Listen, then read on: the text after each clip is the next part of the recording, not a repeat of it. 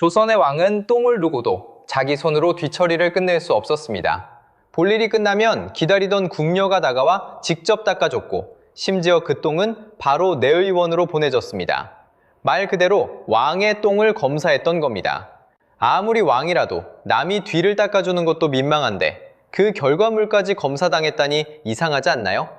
왜 왕은 이 간단한 일을 스스로 하지 못했고 왜 굳이 똥까지 남겨야 했을까요? 단순히 게으르거나 귀찮아서가 아니었습니다. 여기에는 조선 왕실이 왕의 몸을 관리하던 아주 집요한 방식이 숨어 있었습니다. 우선 조선시대 왕들은 우리가 아는 일반적인 화장실에 가지 않았습니다. 대신 매우틀 또는 매화틀이라고 부르는 이동식 변기를 사용했죠. 겉은 나무 상자처럼 생겼지만 윗면엔 비단을 둘렀고 안쪽엔 구리그릇을 넣어 쓰는 구조였습니다.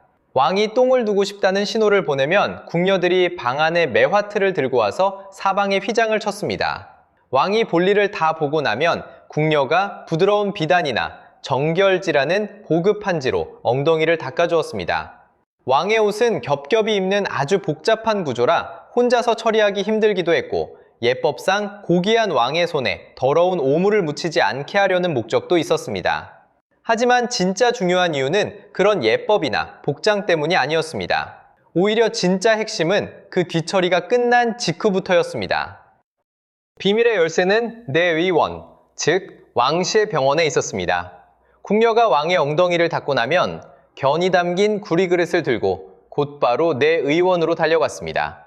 기다리고 있던 어이들은 왕이 눈 변을 아주 뚫어지게 관찰하기 시작합니다. 변의 색깔과 상태, 냄새 같은 변화를 꼼꼼히 살피며 왕의 몸 상태를 확인했죠.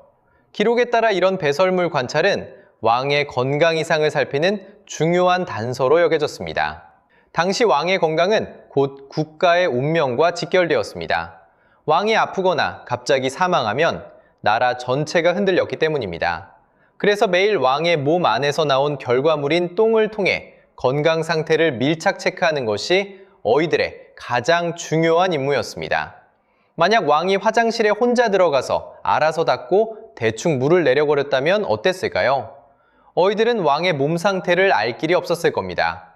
왕이 건강한지 어디가 좋지 않은지 계속 살피고 기록하려면 기처리부터 배설물 보관까지 누군가 전담해야 했습니다.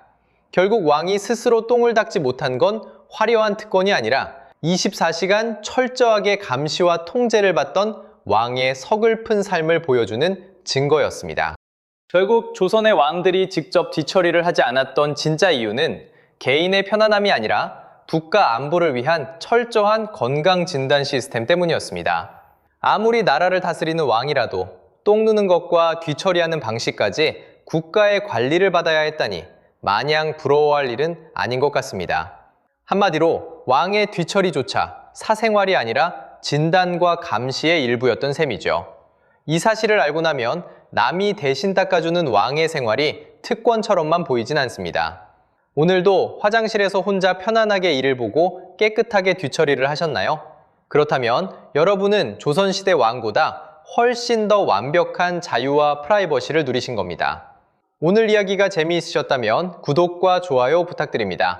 저희 개궁금연구소는 다음에도 더 신기하고 재미있는 호기심으로 찾아오겠습니다. 감사합니다.